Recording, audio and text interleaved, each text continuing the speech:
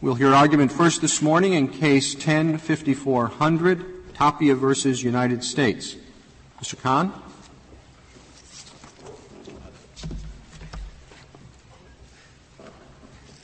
Mr. Chief Justice, and may it please the Court, when it instructed courts to recognize that imprisonment is not an appropriate means of promoting correction and rehabilitation, Congress intended to end the practice of sending defendants to prison so that they might get treatment. The commands of 3582 are clear on this point. Do not imprison and do not lengthen prison sentences for the purposes of rehabilitation. This plain meaning is confirmed by the structure of the statute. Under the statute, judges have the power to sentence defendants to prison, but not to prison programs. Judges once had that power under the Youth Corrections Act and under the Narcotic Addicts Rehabilitation Act. With the Sentencing Reform Act, Congress took that power away. That structure makes sense only because Congress intended that defendants should no longer be sent to prison for purposes of rehabilitation. You have, in effect, a one-way ratchet. If the judge really thinks rehabilitation is a primary or an important component of the sentence, then it reduces the prison term. It could never increase it. So you have a one-way ratchet. Yes, Your Honor. I believe that that's correct, that the way in which the statute is set up, the logic of 3582 is that a need for rehabilitation can push the judge, the sentencing judge, into moving the individual either out of an incarceration sentence into probation or lower the sentence to get that individual into supervised release where rehabilitation concerns are properly addressed under the statute. Well, do you think that's consistent with what Congress thought about rehabilitation when it adopted the Sentencing Reform Act? And you discuss their thinking, and I think accurately in your brief. But was their thinking simply that rehabilitation is very feasible and it's reasonably predictable whether somebody can be rehabilitated or has been rehabilitated, so long as it's done outside of prison, but it just doesn't work in prison? Was that their thinking? Well, there's relatively little evidence of what Congress thought about the possibility of rehabilitating individuals outside of prison. What's clear is that they doubted that rehabilitation could be reliably induced in the prison setting.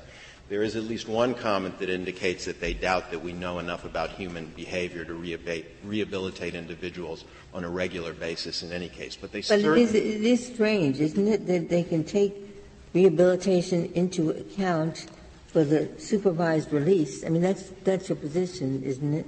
That as far as supervised release is concerned, the judge can take account of rehabilitation in setting the length of the term, but can't do that for the prison time. Well, certainly with regard to supervised release, we think as far as setting the term of supervised release, the judge is required to take rehabilitation concerns into account.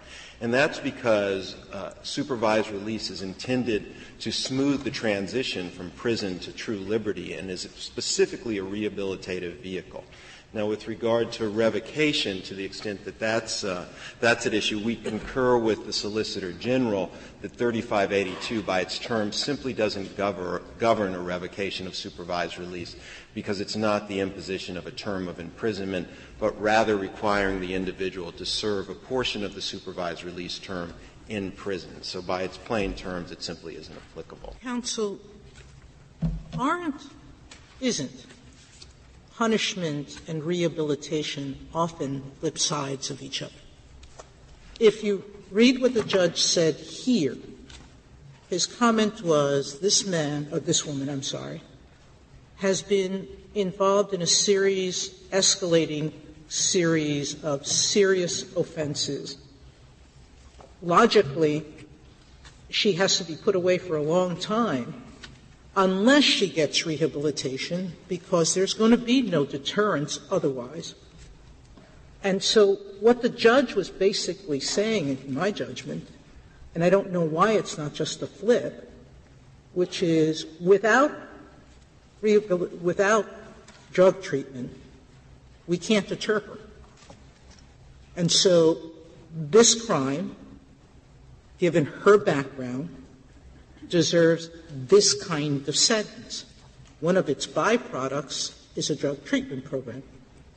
How different then is that, or do you really think, that a judge who knows that someone's going to get a rehab program if they serve 50 months, and the sentencing range is between 45 and 55, do you think that they're going to pay 50? They're not going to choose 50 if they understand that there's no chance for this person to be deterred without drug treatment? The problem is the judge has no ability to ensure that the individual gets that treatment if they're sent to prison. Your client didn't get it, did she? She did not get that treatment, in fact, and she's Well, if passed. he gave her extra years in order to get that treatment, he just gave her extra years without the treatment, as it turned out. Yes, and I don't think Well, that. wait a minute. That's the whole point. Because what the judge said was, if she doesn't get treatment, she needs to be in jail a long time because her crime was serious, because she's just going to continue committing crimes. There's a chance, if she gets it, that she won't. But without it, for sure she's not. And this is the just punishment she deserves, this amount of years. That's how I read the transcript. Well, Justice, I would disagree with that characterization of Judge Moskowitz's comments, and I'd point specifically to the joint appendix, really at pages 25 through 28, and particularly at pages 27 through 29, where he very specifically says not that he's imposing this time for punishment purposes, but really to get her into the drug program. He says, I'm going to impose a 51-month sentence, 46 months, plus 5 months for the bail jump, and one of the factors that affects this is the need to provide treatment. In other words, so she is in long enough to get the 500-hour drug program. And then again, when he actually imposes sentence, he says, the judge says, I think a sentence — I'm sorry. Well, he says the court strongly recommends that she participate in the 500-hour drug program. But you're ignoring his lengthy discussion talking about she was really going down the wrong road here. I understand her troubled past. She gets involved in alien smuggling, which is very serious. He is talking at length about the seriousness of the crime. So what I'm asking you is, if what we see is a judge who's talking about a flipped situation, i.e., you need to punish strongly because the crimes are serious, and an added benefit is rehabilitation, why does that violate 3582? What about 3582, in using the word recognizing, stops a judge from saying, without something, there's going to be no deterrence? Well, there's nothing that stops a sentencing judge from saying, I think that incapacitation, retribution, deterrence justify a sentence of X, and in addition you'll receive rehabilitative resources while you're inside. Make best use of them. There's nothing that stops a judge from urging a defendant to, in fact, make better of herself while she's in prison or outside. So you're talking only about when rehabilitation is the primary purpose? So the issue here is, what was the judge's primary purpose? No. Whenever the judge lengthens a sentence or imposes a sentence of imprisonment that judge otherwise would not have imposed, that is a violation of 3580. So now we want some talismanic words where the judge says what I said? This crime is so serious that the sentence should be X amount, and now talismanically I'll say rehab is just a side effect.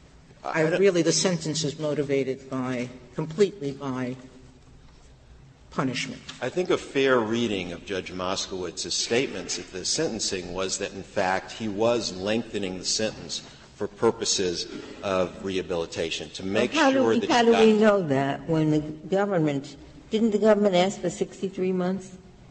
The government did ask for 63 months. We requested 36 months. We and don't know. The judge came up with something in between those two. He did indeed. I believe that that these particular issues are appropriately addressed on plain error review in the circuit court first. I don't think they're essential to the legal question that's before this court.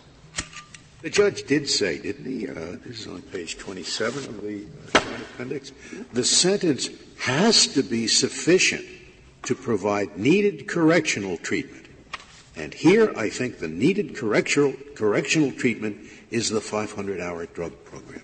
It couldn't be clearer that he's computing the length of the sentence on the basis of what correctional treatment will be received. It has to be sufficient to provide needed correctional treatment.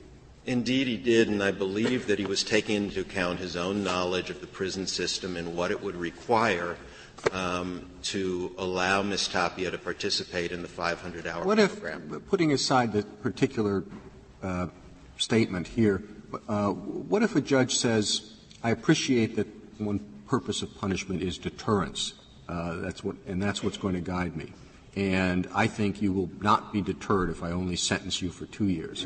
But I think if you have to go away for 3 years, you will appreciate that what you've done is wrong and you won't do it again. Is that for rehabilitation, that extra year, or is it for punishment? I believe that's for punishment and deterrence, and I don't believe that's an improper purpose. Well, maybe what is the difference between deterrence and rehabilitation?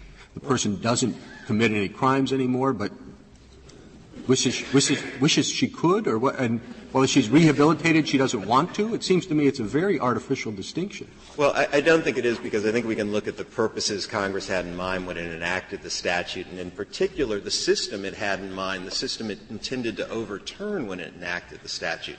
As I mentioned before, one of the statements, a prominent statement in the Senate report that comes up again and again, is Congress doubted that rehabilitation could be reliably induced in the prison setting. The system that was being overturned was one of coercive rehabilitation, in which individuals were sent to prison and prison sentences were tied to their completion of these programs. And so for that reason, I think when you look at a sentence that's employed specifically to get somebody into treatment, it is exactly within the prescription Congress intended.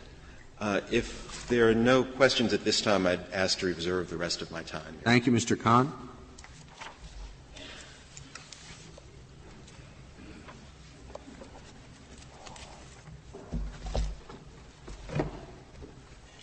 Mr. Roberts. Mr. Chief Justice, and may it please the Court. Section 3582A prohibits courts from imposing or lengthening a term of imprisonment to promote a defendant's rehabilitation, including by facilitating her access to a prison drug treatment program.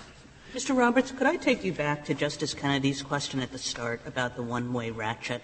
What's the government's theory about what Congress might have been thinking when it said, you can't think about rehabilitation to sentence or to lengthen a sentence, but you can think about rehabilitation to make the decision not to sentence or to shorten a sentence? What would have been in Congress's mind? Well, Congress was intending to reject the prevailing rehabilitation model of sentencing, and under that model, defendants were kept in prison until they were declared rehabilitated based on their participation in treatment programs. And what Congress determined was that coercing participation in prison programs that way had failed, and that rehabilitation couldn't be accomplished reliably in a prison setting. That's only one half of what the thinking was at the time about rehabilitation. The thinking was that some people were being sentenced to coercive rehabilitation, but also that other people were being paroled before they should be on the theory that they had been rehabilitated. It was a general skepticism about rehabilitation. And that is inconsistent with the idea that you can take rehabilitation into account in going down, but you can't take rehabilitation into account in going up. Well, Congress expressly determined to retain. There were people that said rehabilitation never works. It can't be a legitimate purpose of sentencing, and Congress decided not to go that far. It expressly retained rehabilitation as a purpose of sentencing. That's reflected in Section 3553A2D. But what Congress determined was that because you couldn't reliably induce it in prison, it wasn't appropriate to deprive defendants of their liberty, expend the resources on keeping them in prison for that purpose. But that rehabilitation remained a possibility, that other forms of sentencing were appropriate ways to attempt to achieve rehabilitation. And that's why Congress expressly provided that in imposing a sentence of probation, the court can require a defendant to participate in particular treatment programs. Yeah, but that's different from saying that a lower sentence can be imposed on the theory that with rehabilitation outside of prison, the lengthier sentence isn't needed. Would you agree that when the guidelines were mandatory, a judge could not sentence to additional time, certainly not additional time outside the guideline range for the purpose of rehabilitation, but the judge also generally could not depart below the guideline range on the theory that this defendant had led a life of crime because the defendant lacked vocational skills or the defendant was dependent on drugs or alcohol. And with treatment outside of incarceration, those problems which had led to the criminality could be alleviated. Well, I think it would depend whether that was an aggravating or, mitigating circumstance that the guidelines hadn't adequately taken into account. But I don't think that Congress was trying to prevent a court from selecting another sentencing option, such as probation, in lieu of imprisonment, because the court determined that the primary purpose of the sentence should be rehabilitation, or to shorten the sentence to speed the defendant from imprisonment to supervised release, where the court could guarantee that the defendant would participate in programs. On the other hand, if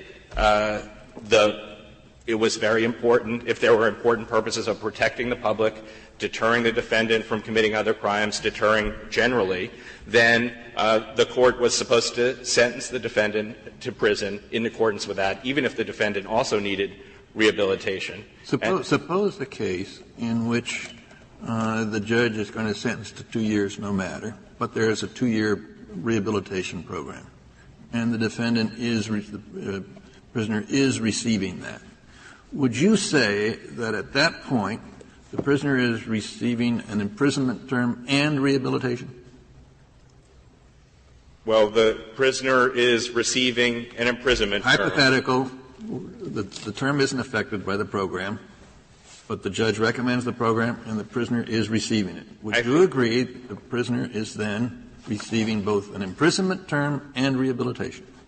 I think the prisoner is receiving rehabilitative services, in prison, yes. All right. So then we can use those two goals of sentencing in the conjunctive.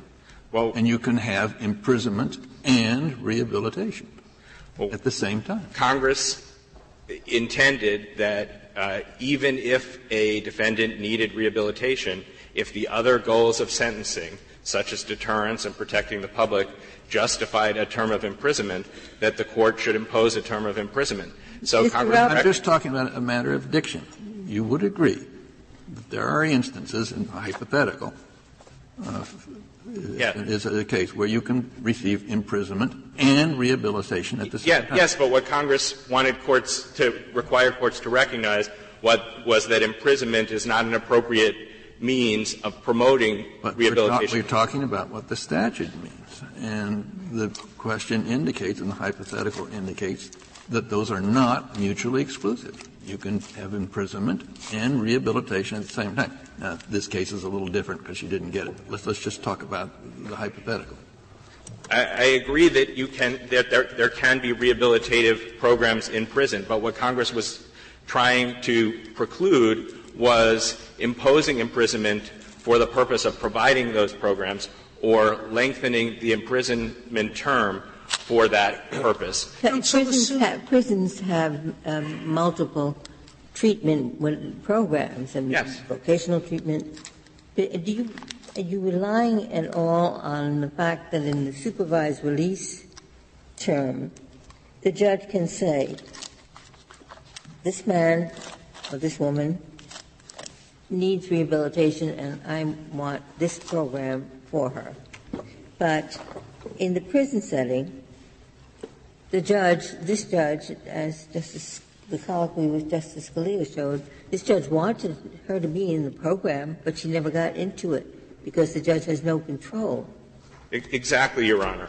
Under the SRA, judges have no authority to place prisoners place defendants in prison treatment programs or to require their participation in those programs. And petitioner, in fact, did not participate in the drug treatment program on which the sentencing court relied in setting her imprisonment term. What if the judge sentences people who commit robbery with assault typically to 1 year? He can do it 1 to 2 years. He gives them 1 year. Except whenever the pre-sentencing report says the person has a drug problem and there's a 1.5-year drug program in the prison, he sentences those people to 1.5 years.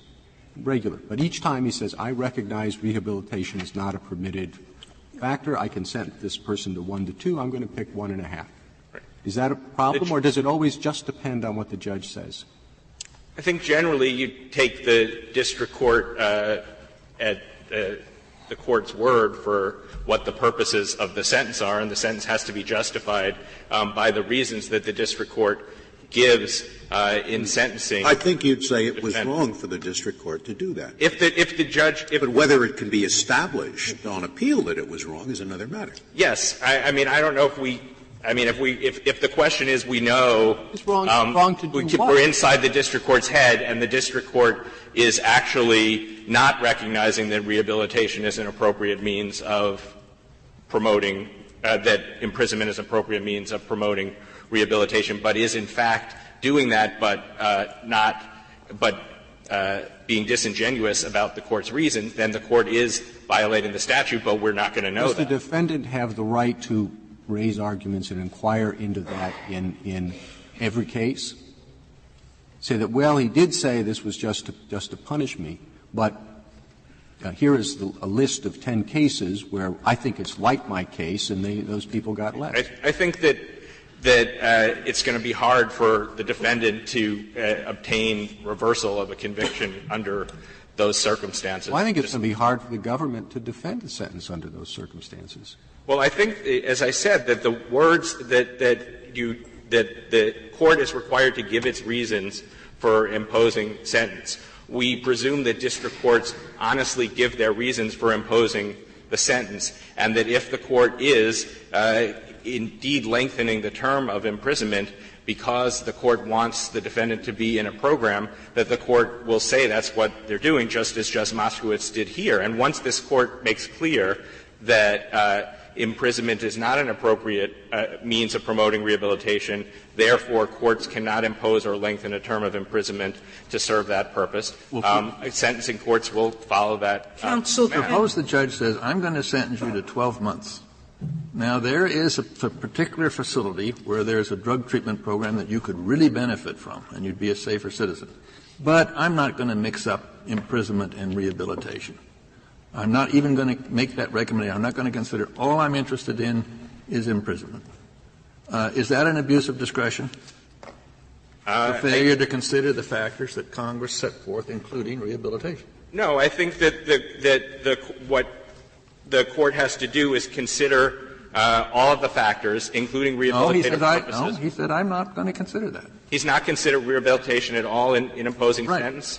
Then yes, that would be a procedural error to fail to consider it at all. So then he must consider rehabilitation in the context of imprisonment. Yes, we don't think that the statute precludes considering rehabilitation in the context of imprisonment. What it precludes is imposing or lengthening the term. I don't understand what you're saying. It seems to me what the statute requires is that he consider rehabilitation in imposing the sentence, yes. Right? Not in imposing imprisonment. It does require it in the sentence. So he can consider rehabilitation in deciding what this person will be required to do in a probated term, but not in how long he's going to stay in prison before he gets there. Yes, but the court can also consider rehabilitation to choose a sentence of probation rather than a sentence of imprisonment. Suppose a judge thinks that a defendant would benefit from a type of a vocational or educational training that may be available in prison, but that is not available on the outside in the particular community where this defendant resides. What would the judge do then? I think the court can still require that as a condition of supervised release if the judge thinks that that's, or as probation, if the judge thinks that that's a really critical provision to have, and the judge can require the defendant to reside in the appropriate place. What if it's not available in the community on the outside? Well, then the judge would have to decide whether having the defendant in a different location than the defendant ordinarily would be is worth providing that program. I don't know that there are such specialized programs that those things can't be accommodated as a general matter in most communities. Well, that wouldn't affect the length of the sentence. Are you talking about saying, can the judge prescribe that he be incarcerated in a particular facility? The judge cannot prescribe that he be incarcerated in a particular facility. The judge can make a recommendation for a particular facility. But the judge can require participation in a particular program on supervised release and residing in a particular area on supervised release or on probation. So a judge can, if the judge thinks it's important enough, address that situation if it would arise. Counsel, can a judge who believes a defendant is dangerous to the public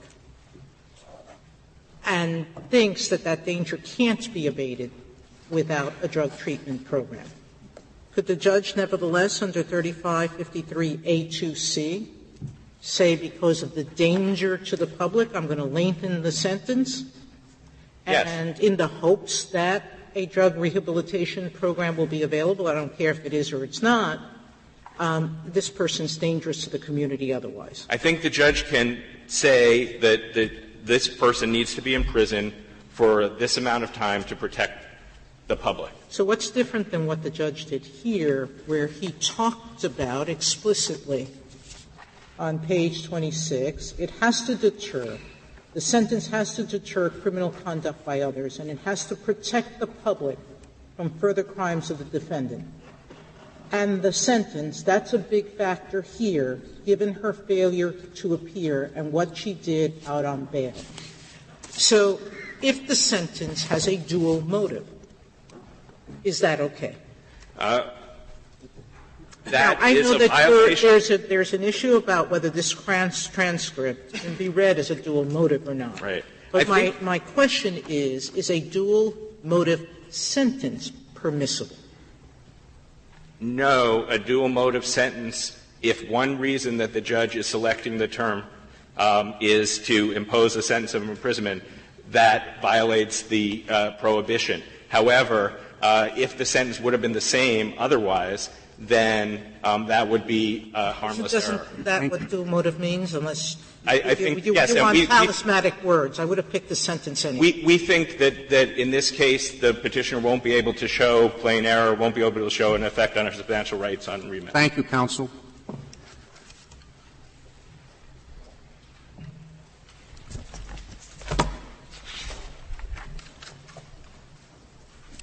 Mr. Bibas. Thank you. Mr. Chief Justice, and may it please the Court, sentencing judges may consider needed correctional treatments in deciding both whether to imprison and for how long. The Sentencing Reform Act rejected the rehabilitation model's unstructured sentencing procedures designed to confine every inmate indefinitely until a parole board found he had reformed himself. It did not, however, forbid treatment programs targeting specific defendants' pathologies, such as the drug treatment at issue here. The Act rejected one means of promoting rehabilitation that was bound up with indeterminate sentencing, not rehabilitation itself. I could follow your argument much better if the judge could say there's a specialized program and I am making that a term of your incarceration. The disturbing factor about your argument is the judge can only recommend. The judge has no way of making sure that this person will be in prison longer and get the treatment the judge wants. The judge can't control where the person will serve her sentence and what treatment will be available to her. Your Honor, I don't believe that's a large concern for several reasons. The first is this residential drug abuse program, RDAP, is given to 93% of eligible defendants. The only reason Petitioner did not get it is because she affirmatively refused, said she was not interested. The second point I would make is that if we look at the legislative history, the petitioner and the government's reply brief say, well, this act stripped judges of the power to do this. The Senate report makes clear this was a simple administrative simplification designed to make it clear that the Bureau of Prisons ultimately controlled all of these things, but that at the same time it was supposed to listen seriously to judges' recommendations. It Wasn't there something in addition? You responded that she said, I'd rather not. But wasn't there something about placing her in the same facility as another inmate? Wasn't that involved? There were two distinct issues here. One was putting her in the particular prison that was named was not possible because she needed to be separated from another inmate. The other is whether she could be put in a facility that had one of these programs. About half of prisons, federal prisons, do, and the reason she didn't get that was because she refused. She said she wasn't interested. I don't know why you consider that solves your case, that makes everything okay. She refused it. She would not have been able to refuse it had it been made a condition of her supervised release. You either take the program or you go back to jail. I mean, that's why is that an insignificant difference? The fact is the judge has no control over whether this person gets the rehabilitation that was supposedly the purpose of the extended prison term. A couple of makes no sense. I just note, Your Honor, first of all, the statute requires judges to make predictions about deterrence. That is a forward-looking matter. The fact that a judge must predict the future calls for appropriate skepticism and a statement of reasons in appellate review. It does not mean that a judge may not consider deterrence because it's a speculative possibility. You're not responding to my point. You're making a different point.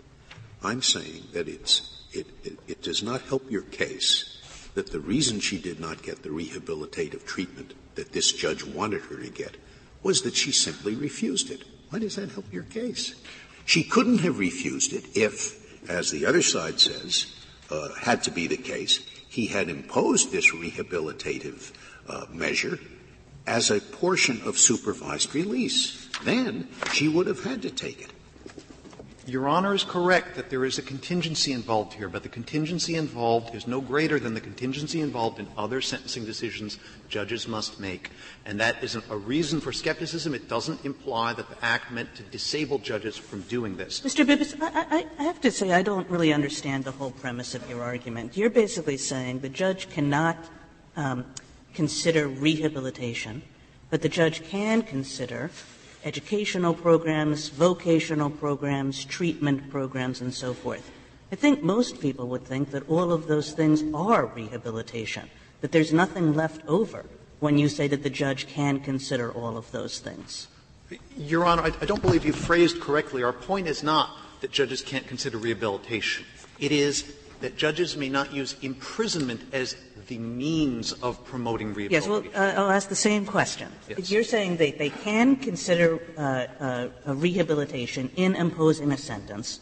They cannot consider rehabilitation in imposing a sentence, but they can consider all these programs in imposing a sentence. And I'm saying, what's the difference between all these programs and rehabilitation? Once you say they can consider all these programs, what's left over that they can't consider? Your Honor, I think the answer is clearest if we look at the statutory text. It's in Petitioner's brief, the blue brief at Appendix 2 and Appendix 3. The contrast becomes clearest if we look at 3553A2D. There are 4 central purposes of punishment that judges must consider. And D is not everything that was ever considered rehabilitation. It is a specifically limited subset of rehabilitation. It must be needed, must be educational or vocational training, medical care, or other correctional treatment, and it must be in the most effective manner. So, judges may no longer rest on what Judge Frankel and the Senate decried as the airy nonsense that everyone can be rehabilitated simply by throwing them in prison or simply by having everybody go to social workers or classes. But because criminality itself is not a pathology that needs treatment. But he and the Senate report contrasted that with drug treatment, which is very different because there's a diagnosed pathology. There is a criterion for success that's measurable, and there's a fixed, limited time. And that third point is crucial here because both Petitioner and the government in their argument said that you can't keep someone in jail tied to completion of programs or keep him in until he's been rehabilitated through treatment. The indeterminate aspect here was a crucial part of what Congress was targeting that's very different from But you haven't read the crucial provision of the statute. Yes, you read the section entitled Imposition of a Sentence.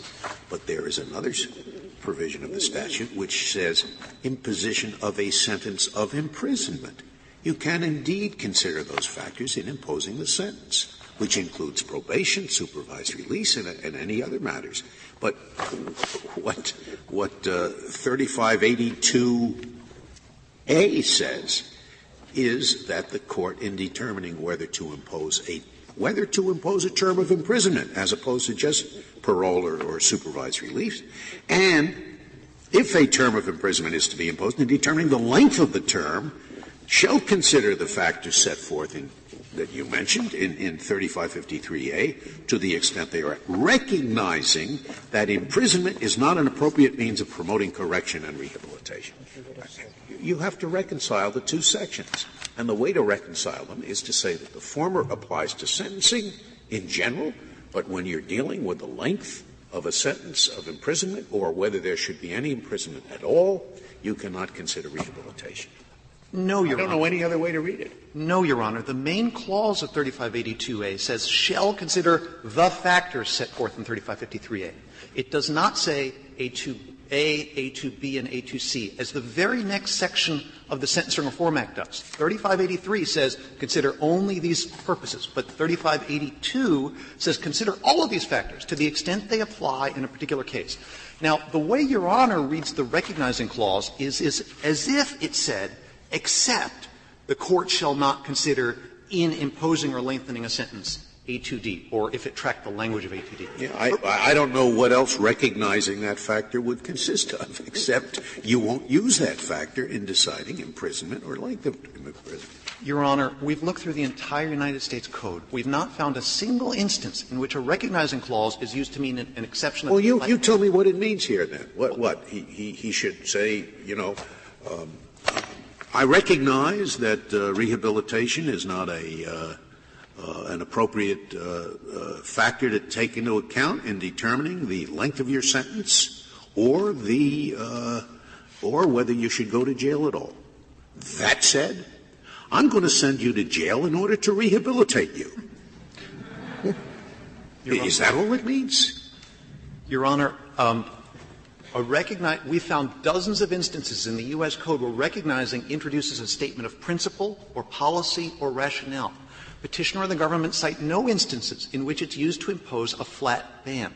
What we'd point out is Justice Kennedy made the point that logically there is a distinction between the imprisonment and the treatment that occurs during the imprisonment.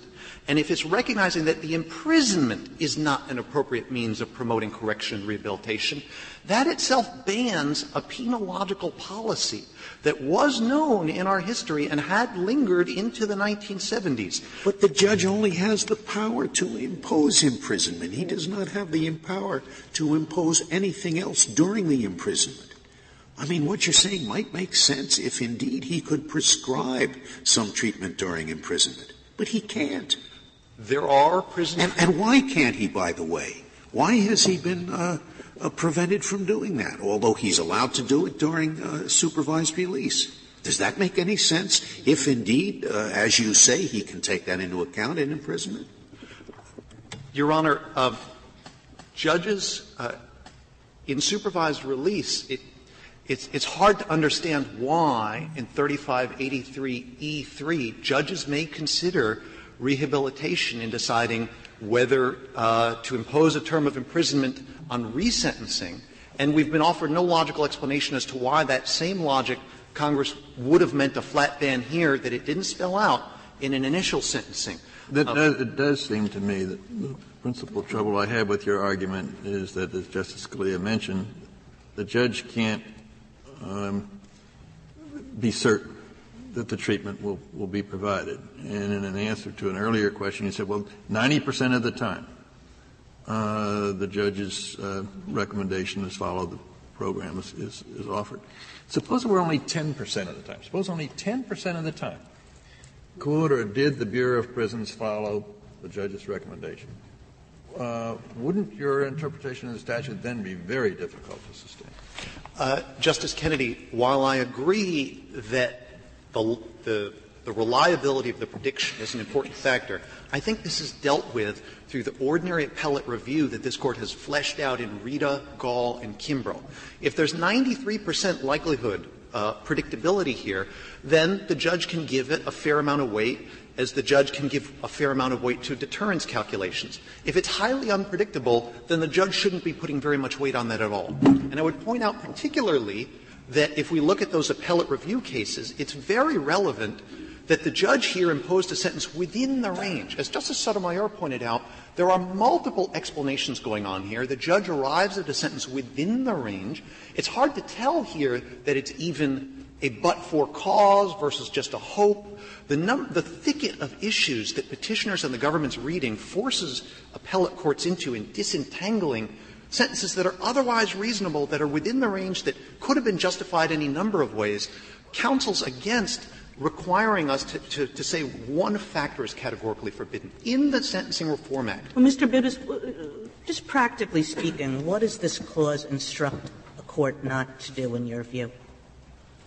It instructs a court to bear in mind that simply locking someone in a cell away from his criminal associates, away from his pattern of life, is not itself going to reform him. We've been down that road. Who thought that? This was 1984. When people talked about rehabilitation, they were talking about drug programs. They were talking about education programs. They were talking about vocation programs. They were not talking about some idea that had passed away long since, that just locking you in a cell was going to rehabilitate you.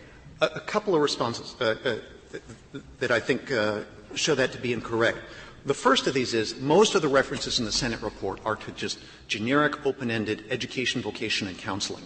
We see maybe one reference to alcohol and drug treatment in there. The second of these is that idea of isolation, though it had diminished, was still alive. In the 1970s, there was a widely cited manual for judges, the Guides for Sentencing in 1974, that said that confinement, quote, may be necessary to break criminal associations and in time to modify antisocial attitudes and tendencies. My third point is this is not just about the substantive idea of rehabilitating. The government and petitioner point out that there was a rehabilitation model, a procedural approach here that was bound up with that history of the penitentiary. And the approach was that in the Senate report, the rehabilitation model ties prison release dates to successful completion of programs. We don't have open-ended, unpredictable sentences anymore. The Sentencing Reform Act in multiple ways gets rid of that unpredictability. But wouldn't your proposal lead to unevenness in sentencing?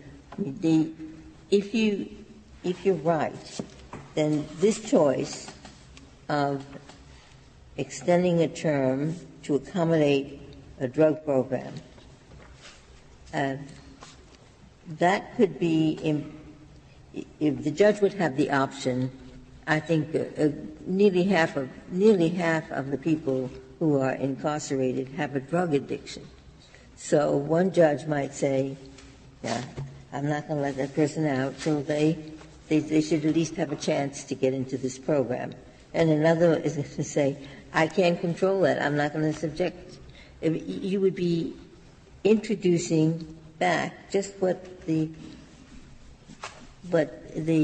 framers of the Reform Act were trying to get away from.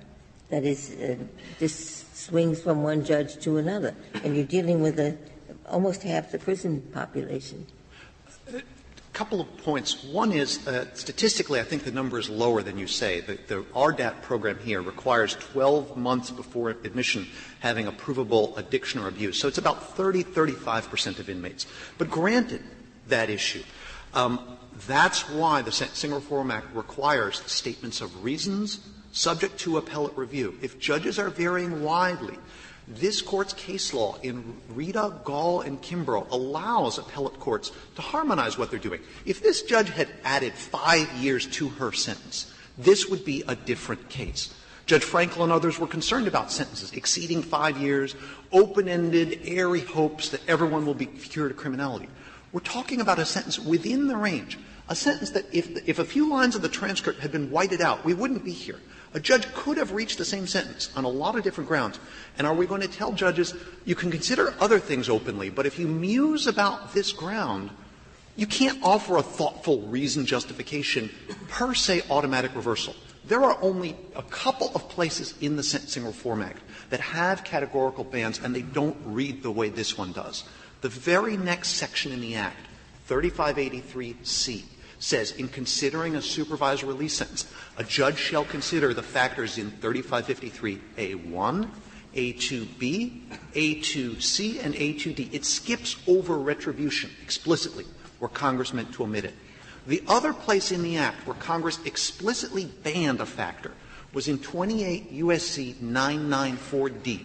The Commission, the Sentencing Commission, not a judge, shall ensure that the guidelines are entirely neutral with respect to race, sex, creed, national origin, and socioeconomic status. When Congress meant to ban something, even within the range, it spoke much more clearly. What it did usually was it gave some guidance to the Sentencing Commission. And Section 994 has a number of places where the Commission shall do this, the Commission shall ensure that this is generally inappropriate or inappropriate, but it left a range. And it simultaneously said judges should individualize sentences within that range. 991B1B says there are factors not adequately taken into account in the guidelines that can lead to aggravating or mitigating, and judges can also adjust sentences to individualize them within the range. Can you articulate an interpretation of this provision that would guide appellate review? If rehabilitation can always be a factor, then when and how does a court of appeals determine whether a judge has abused his or her discretion? You said 5 years. The guideline range presumably is 24 months and the judge adds 5 years. But how do you define that? The simple answer is if the judge is imposing the sentence because of rehabilitation, they can't do that. Is that what you're arguing, or are you arguing they can do it except within a range? I'm not quite sure I understand how far you're going. I understand, Justice Sotomayor. Our primary argument is that 3582's recognizing clause isn't about this at all. This is dealt with by 3553A2D. What is it that's needed correctional treatment? And if it fits within A2D, ordinary appellate review. If the Court is not comfortable with that and thinks that there ought to be more discouragement, we do have a fallback argument that says that the Senate report talks about discouraging using this as the sole basis, right? But that if it's one of several factors, if it appears to be given a proper balanced weight, then there's no need to be so suspicious of it. And indeed, when we look at the case law in the circuits, and we've surveyed the most recent 150 or so cases on rehabilitation in the courts, we see very rarely — first of all, we haven't found any cases where judges are putting someone into prison versus out based solely on this. We find only a couple of cases where judges appear to be lengthening a sentence solely because of a desire to put someone into drug treatment. Usually what's happening is something like what happened here. The judge is balancing 3 or 4 factors. It's in the mix.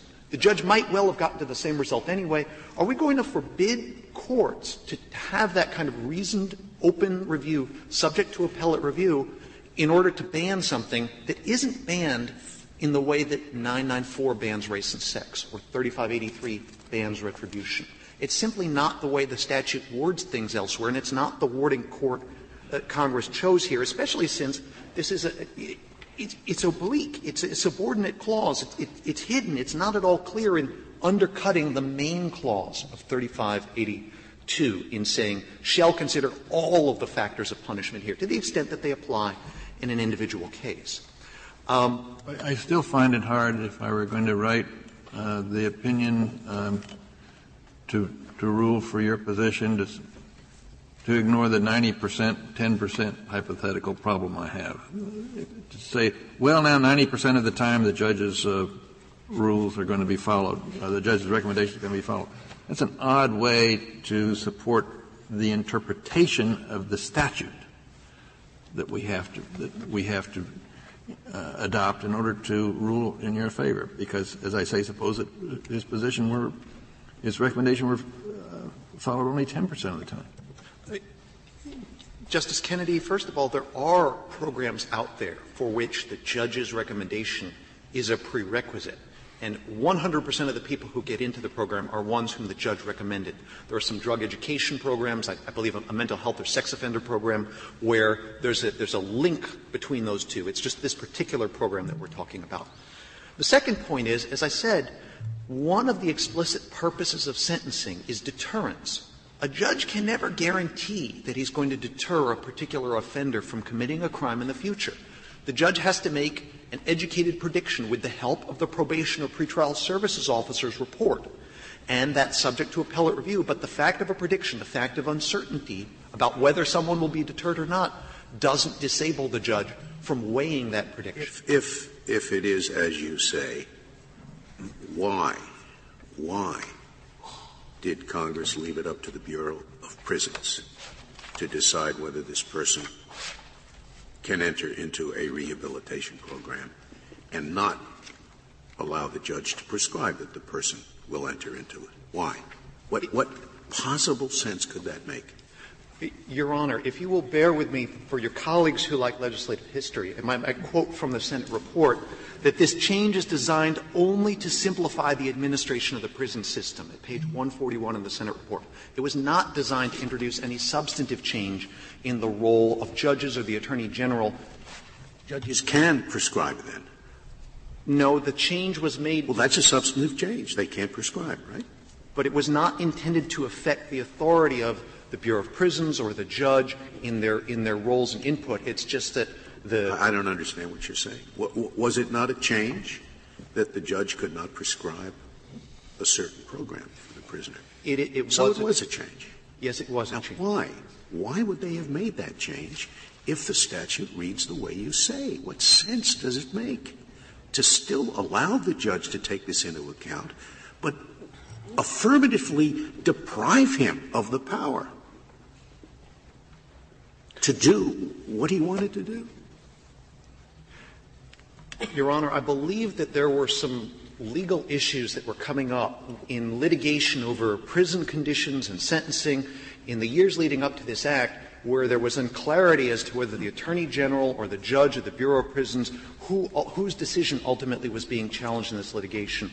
And the Act made that change, but it was designed only to simplify the administration. It was not meant to say that judges, therefore, are cut out of the process. And unfortunately, that's all that we know about that provision. Well, the Senate report says that the provisions we've been talking about make clear a defendant should not be sent to prison only because the prison has a program that might be good for him.